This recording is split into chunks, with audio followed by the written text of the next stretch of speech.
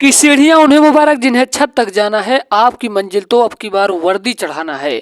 नमस्कार दोस्तों, हम हैं यशस्वी योद्धा, करेंगे कलम से क्रांति। दोस्तों, आज की वीडियो उत्तर प्रदेश पुलिस पर आधारित, जो कि बहुत ही महत्वपूर्ण वीडियो है। दोस्तों, अभी तक आप लोगों ने हमारे टेलीग्राम ग्रुप को नहीं ज्वाइन किया है तो दोस्तों ज्वाइन कर लीजिए, क्योंकि आप सभी को बताना चाहता हूं दोस्तों, कल परसेंटेज पर आधारित, जो कि परसेंटेज मैथ का एक टॉपिक है, जो कि बहुत इंपॉर्टेंट टॉपिक है उत्तर प्रदेश पुलिस पर, जो कि वो बहुत ही महत्वपूर्ण वीडियो कल आने वाली है। तो दोस्तों, आप लोगों को कल से पीडीएफ, हर एक क्लास की पीडीएफ मिलेगी, तो अभी से आप लोग ज्वाइन कर लीजिए। और कल के लिए आपको लोगों को बता दूं कि परसेंटेज की क्लास मिस मत करिएगा। जिनको कुछ भी नहीं आता उनके लिए स्पेशल वीडियो रहेगा। तो लिंक दे दिया हूँ टेलीग्राम का, जाइए जाकर ज्वाइन करिए। बहुत जल्द व्हाट्सएप ग्रुप के बारे में भी हम लोग सोच रहे हैं, हमारी टीम।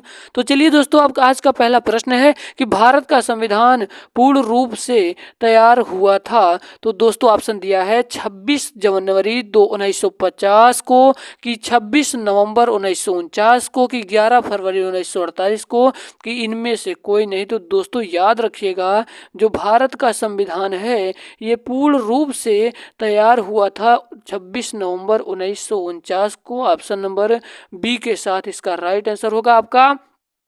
दूसरा नंबर का प्रश्न दोस्तों, इसको जल्दी जल्दी आप लोग आंसर दीजिए। दूसरा नंबर का प्रश्न कह रहा है कि लोकसभा और राज्य विधानसभाओं के चुनाव में मतदान करने वालों की न्यूनतम आयु सीमा 21 वर्ष जो थी, इससे घटकर 18 वर्ष कब कर दी। तो दोस्तों, याद रखिएगा, जो लोकसभा और राज्य विधानसभाओं में चुनाव में मतदान करने वाले न्यूनतम आयु 21 वर्ष से घटाकर 18 वर्ष कर दी गई। तो कब कर दी भैया? 61वें संविधान संशोधन के द्वारा 21 वर्ष से घटाकर सीधा 18 वर्ष पर कर दिया गया। कब? 61वां संविधान संशोधन के द्वारा। उम्मीद करता हूं ये दूसरा नंबर का प्रश्न भी समझ में आया होगा। अगर कहीं भी आपको डाउट लगे तो आप कमेंट बॉक्स में एक बार कमेंट जरूर करिएगा, क्योंकि हमारी टीम हर हमेशा एक्टिव रहती है। आपका 3 नंबर का प्रश्न है दोस्तों, बड़े ध्यान से सुनिएगा, ये सारे प्रश्न आए हुए प्रश्न हैं। निम्नलिखित शब्दों में से कौन से शब्द 42वें संवैधानिक संशोधन द्वारा प्रस्तावना में जोड़े गए हैं? तो दोस्तों, याद रखिएगा, इसका राइट आंसर हो जाएगा कौन सा भैया? इसमें आप सभी को दिया है, इसमें आपको सही उत्तर का चयन करके कूटों के उपयोग से आपको बताना होगा। तो दोस्तों, याद रखिएगा कि समाजवाद को जोड़ा गया था, पंथ निरपेक्ष को जोड़ा गया था, और संपूर्ण प्रभुत्व संपन्न को जोड़ा गया था 42वें संवैधानिक संशोधन द्वारा। दोस्तों, किसको किसको जोड़ा गया था? समाजवाद को जोड़ा गया था, पंथ निरपेक्ष को जोड़ा गया था, और संपूर्ण प्रभुत्व संपन्न जोड़ा गया था, जबकि ग्राम स्वराज को नहीं जोड़ा गया था। तो चलिए, कूटपाद के द्वारा हम लोग को आंसर बताना है दोस्तों, कूटों के द्वारा हमको उत्तर बताना है। तो दोस्तों, आप सभी को बता दूं, इसमें कूटों के द्वारा ऑप्शन दिया है नीचे, तो पर यहाँ पर हम लोगों ने नहीं लिख पाया है दोस्तों, यहाँ पर पीडीएफ नहीं तैयार हो पाया है, तो कोई बात नहीं, आपको बता देते हैं। ऑप्शन बी वाला इसका सही होगा। बी में दिया था दोस्तों कौन कौन? समाजवाद और पंथ निरपेक्ष और संपूर्ण प्रभुत्व संपन्न। आप लोग याद रखिएगा इन चीजों को। फिर से समझा दे रहा हूँ कि 42वें संविधान संशोधन द्वारा प्रस्तावना में जोड़े गए थे क्या क्या? समाजवाद, पंथ निरपेक्ष और संपूर्ण प्रभुत्व संपन्न, जबकि ग्राम स्वराज नहीं जोड़ा गया था। प्रिय विद्यार्थी, आपका 4 नंबर का प्रश्न आपकी स्क्रीन के सामने है। कह रहा है कि हूणों ने भारत पर आक्रमण किया था। तो दोस्तों, याद रखिएगा, जो हूणों ने भारत पर आक्रमण किया था तो कब किया था? बुद्धगुप्त के शासन काल में किया था, स्कंदगुप्त के शासन काल में किया था। किसने? हूणों ने भैया भारत पर आक्रमण कब किया था? तो स्कंदगुप्त के शासन काल में किया था। मैं इसलिए इतने धीमे धीमे पढ़ा रहा हूँ, ताकि बहुत सारे विद्यार्थी हैं जिनको समझ में नहीं आता तेजी से, तो मैं इसीलिए स्लो पढ़ा रहा हूँ आप लोगों को। तो अभी तक आप लोग दोस्तों, अगर वीडियो को लाइक नहीं किया है तो लाइक कर दीजिए, और चैनल को अभी सब्सक्राइब कर दीजिए। ये आपके चैनल आपको सिलेक्शन के लिए जिम्मेदार होगा। अगला प्रश्न है कि बौद्ध, हिंदू और जैन शैलकृत गुफाएं पाई जाती हैं मेरे दोस्त। तो बौद्ध, हिंदू और जैन शैलकृत गुफाएं पाई जाती हैं, तो याद रखिएगा एलोरा में पाई जाती है। कहाँ पर भैया? एलोरा में पाई जाती है बौद्ध, हिंदू और जैन शैलकृत गुफाएं। हम लोग चलते हैं आपके अगले 6वें नंबर के प्रश्न की ओर। आपका 6वां नंबर का प्रश्न है, जल्दी से इसका आंसर बताएंगे हमारे हर भाई हर बहन हमारे शेर। आपका 6वां नंबर का प्रश्न है कि निम्नलिखित में से किस मुगल बादशाह ने सिजता के ईरानी रिवाज को समाप्त किया था। ऑप्शन है अकबर ने दोस्त, कि औरंगजेब ने, कि जहांगीर ने, कि शाहजहां ने। तो मेरे प्यारे विद्यार्थियों याद रखिएगा कि मुगल बादशाह ने सिद्धता के ईरानी रिवाज को समाप्त किया था। तो कब किया था, किसने किया था, शाहजहां ने किया था दोस्त, शाहजहां ने किया था। उम्मीद करता हूँ ये बिल्कुल बेहतरीन ढंग से आप सभी को समझ में आ रहा होगा। तो आप लोगों का यही ईमानदारी से है कि आप 2 लोगों को जरूर शेयर करिएगा दोस्तों, क्योंकि बहुत मेहनत लगा इस वीडियो को बनाने में। आपका 7 नंबर का प्रश्न कह रहा है कि पुर्तगालियों ने भारत में किस स्थान पर प्रथम दुर्ग का निर्माण किया था। तो पुर्तगालियों ने भारत में किस स्थान पर प्रथम दुर्ग का निर्माण किया था। तो दोस्तों याद रखिएगा कोचीन में। कहाँ पर भैया, कोचीन में क्या किया था, पुर्तगालियों ने भारत के दोस्तों प्रथम दुर्ग का निर्माण किया था, कोचीन में किया था। जबकि ये तीनों ऑप्शन आपके गलत हो जाएंगे। हम लोग चलते हैं अपने 8 नंबर के प्रश्न की ओर। कह रहा है कि शेष फरीद का सर्वाधिक ख्याति लब्ध शिष्य जिसने दिल्ली के 7 सुल्तानों का शासन देखा था वह कौन था। बहुत ही ज्यादा महत्वपूर्ण प्रश्न है दोस्तों। तो ये बहुत ही बार परीक्षाओं में आया था। तो याद रखिएगा जो शेख फरीद थे बाबा फरीद, इनके जो शिष्य थे निजामुद्दीन औलिया थे।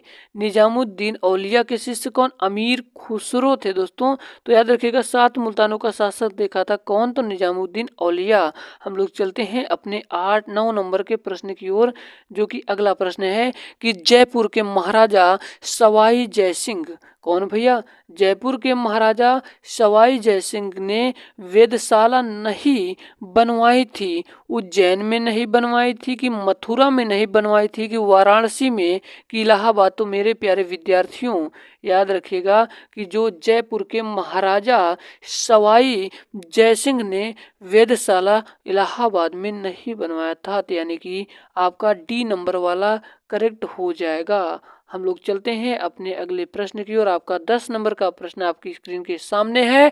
कह रहा है कि विश्व के फल उत्पादन में भारत का योगदान है। तो विश्व के फल उत्पादन में भारत का योगदान है दोस्तों, भारत का 15% योगदान है विश्व के फल उत्पादन में।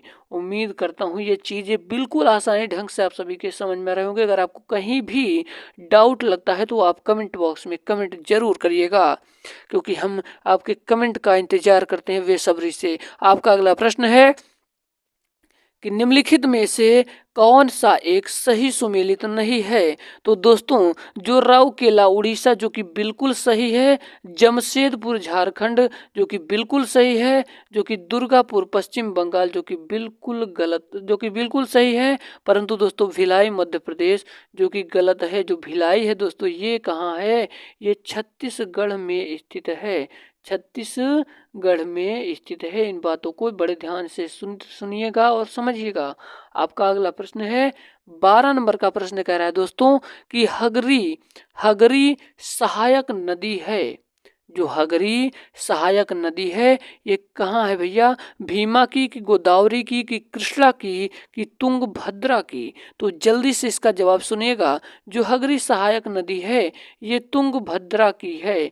ऑप्शन नंबर डी के साथ जाएगा इसका राइट आंसर। आपका 13 नंबर का प्रश्न कह रहा है कि रानी लक्ष्मीबाई, क्या भैया, रानी लक्ष्मीबाई बांध अवस्थित है। यानी कि जो रानी लक्ष्मीबाई बांध है ये कहाँ पर स्थित है आपसे पूछ रहा है। तो दोस्तों याद रखिएगा ये कहाँ पर स्थित है, ये बेतवा नदी पर स्थित है, बेतवा नदी पर स्थित है। यानी कि राइट आंसर आपका ए के साथ जाएगा। हम लोग चलते हैं अपने अगले प्रश्न की ओर। आपका अगला प्रश्न है कि खतरे के संकेत के लिए लाल रंग का प्रयोग क्यों किया जाता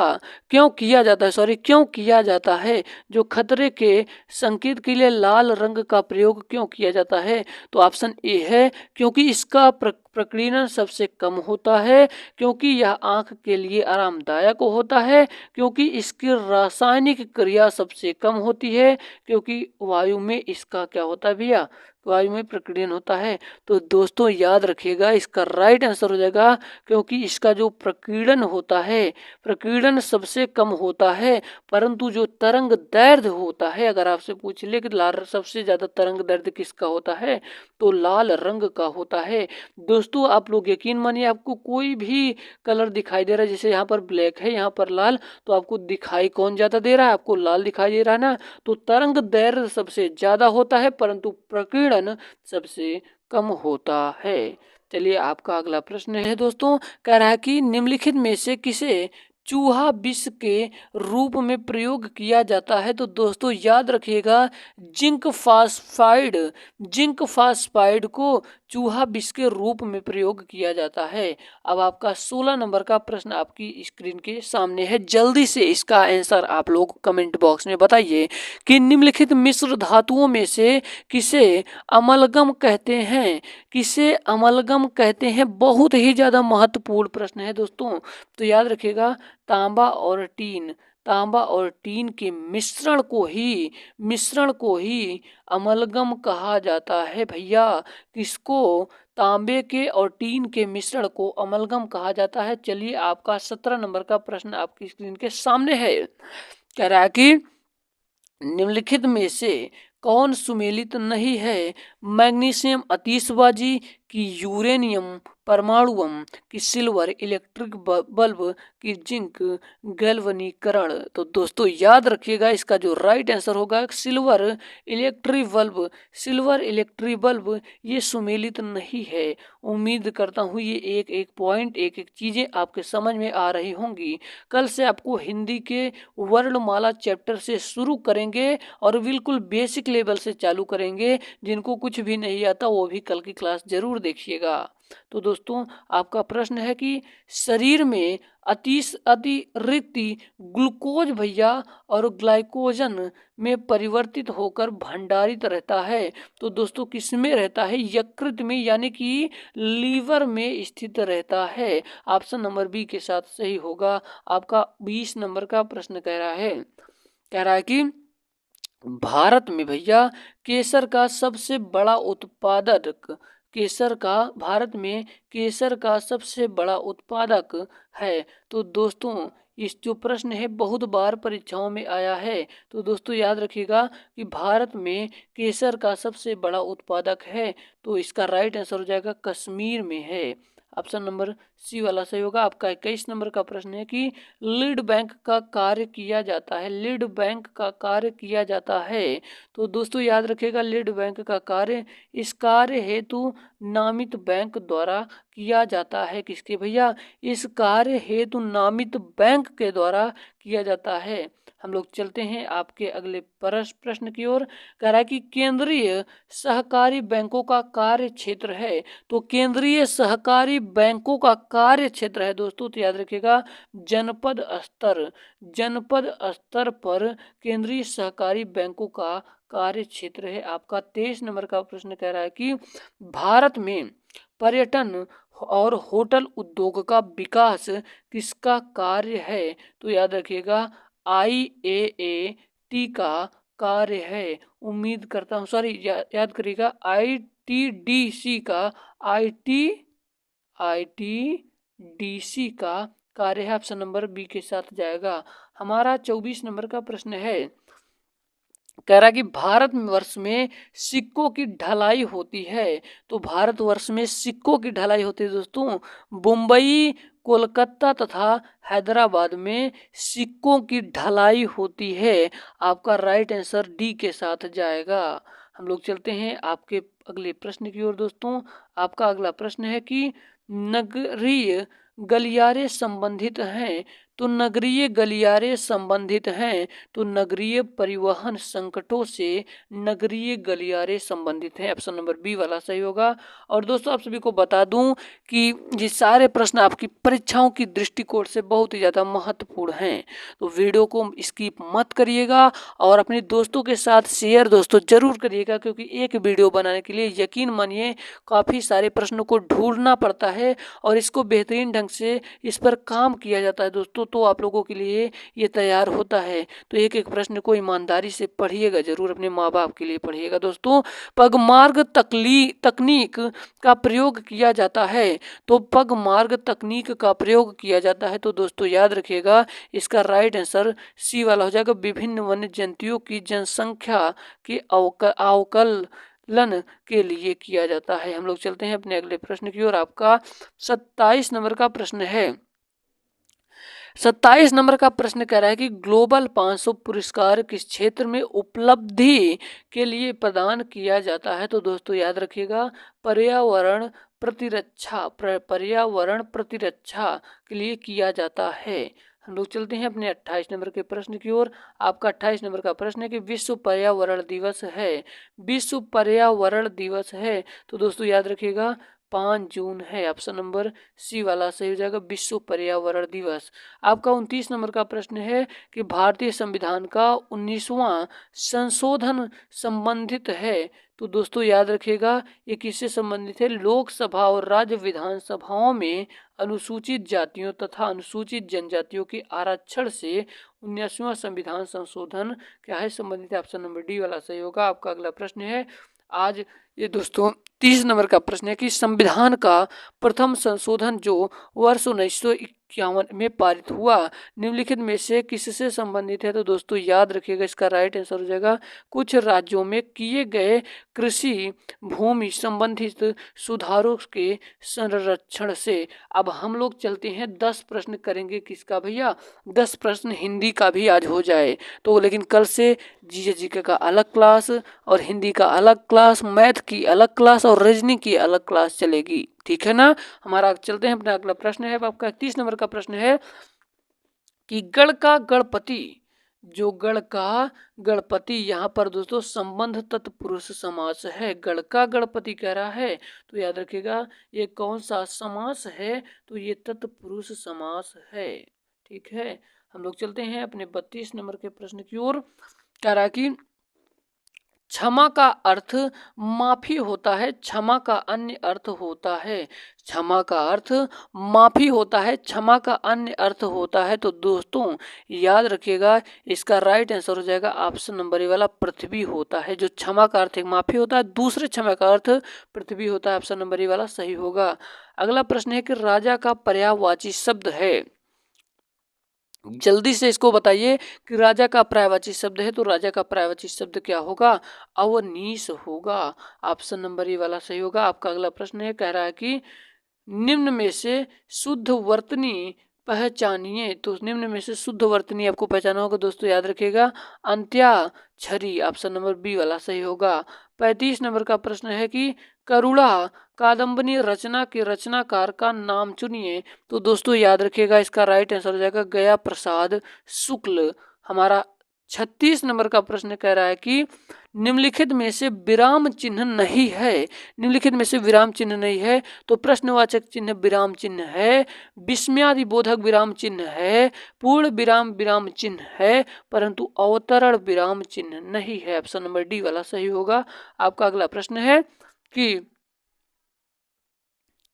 देवव्रत का संधि विच्छेद होगा, तो दोस्तों याद रखिएगा इसका राइट आंसर हो जाएगा देवी प्लस अर्थ होगा। आपका ए नंबर सही होगा। हम लोग चलते हैं अपने अगले प्रश्न की ओर। आपका 38 नंबर का प्रश्न है कि दिए गए वाक्यांश के लिए एक शब्द का प्रयोग कीजिए विधानमंडल द्वारा पारित या स्वीकृत विधि, तो दोस्तों याद रखिएगा इसका राइट आंसर क्या हो जाएगा, इसका राइट आंसर हो जाएगा ऑप्शन नंबर ए वाला अधिनियम। हमारा 39 नंबर का प्रश्न कह रहा है कि अंग अंग फूले न समानम मुहावरे का सही अर्थ होगा, तो दोस्तों याद रखिएगा बहुत आनंदित रहना। हमारा 40 नंबर का प्रश्न है कि अभिराम अभिराम शब्द युग्म का अर्थ है, तो दोस्तों याद रखिएगा सुंदर लगातार। उम्मीद करता हूँ आज की वीडियो बहुत पसंद आई होगी। अगर वीडियो पसंद आई दोस्तों दिल से लाइक जरूर करिएगा और अपने दोस्तों के साथ जरूर शेयर करिएगा। मिलते हैं किसी नए वीडियो में, तब तक के लिए जय हिंद, वंदे मातरम, मेरा भारत।